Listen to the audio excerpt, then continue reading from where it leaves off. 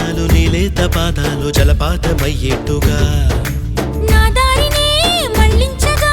నీకెందుకు అంత పంతం మంచేతిలో ఉంటే కదా ప్రేమించడం మానటం